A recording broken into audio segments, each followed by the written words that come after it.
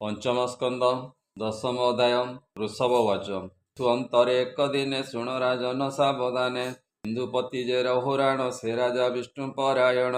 ताहार एक षष्ठी भृत्ये राजार गमन निमंते विमान बही न पारती एक पुरुषे से लोड़ती विधाता जोगे देख तार से विष्णु अंशे नृपवरम एठारे हेले उपस्थित ताहाकु देखि नृपदूत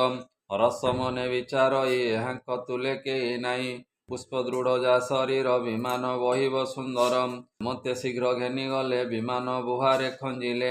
निजुक्ति नर संगे विमान बहे नाना रंगे साक्षाते विष्णु अंशे से पर अधीन प्राय होई तेजे परम भागवत एकर्म तार अनुचित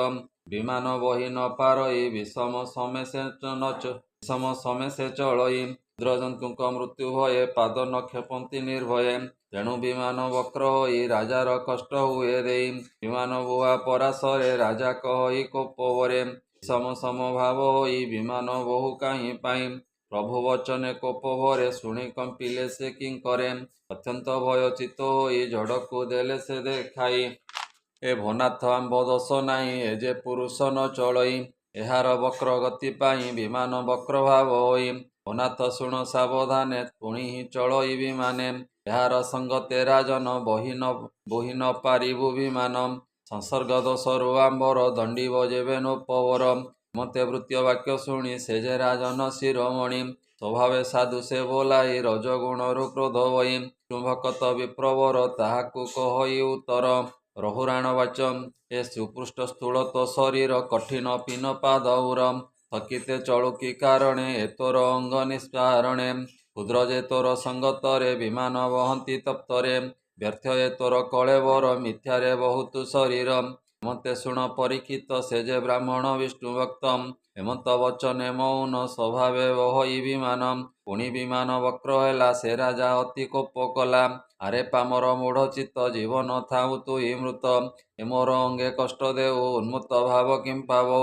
जमर प्राय मु अटई दुष्टंक दर्प मु ध्वंसई तोहर मत भाव मई आज जे दूर करिबईं हेमंत अति निंदामान बहुत कला से राजनम रजगुणरु क्रोध तार तम गुणरु अहंकार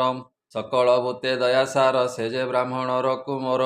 सत हास्य वचन रे वचन कह राजारे भरतवाचन भनृप शुण सावधाने तुम्बे जे कहिल वचने गमन करि न पारई से कथा उचित अटई कथा आंब साधुपण लोकरे करंती गायन जीवन मृत जे बोइल से कथा सत्य जे कहिल क्लेश शरीर जे आंबर केवे नुहे उपवर मान अहंकार आदि जेते ताहार नाना व्याधिते क्षुधा पिपासा भय मान मोहर नाही ए राजन निद्रा विहार क्रोध जेते मोह अहंकार समेते जे प्राणी देहवंत होई ताहार थाउ मृत मुहि केवा काहाकु बहई हेमंत मुहि न देखई केवा ईश्वर के किंकर हेमंत न देखे उपर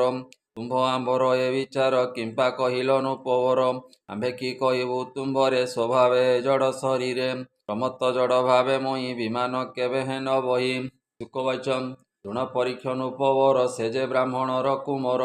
शील सम साधु चित्त विशेष विष्णुर भकत ताहार वाक्य अनुसारे हेमंत कही से मधुरे प्रारब्ध कर्म क्षय पाई पुणी बसंती तुनि होई तत्वज्ञ शांति मनरे जे जाऊथिला स्नेहवरे विषय कर्म करि दूर हेमंते शुणनु पवर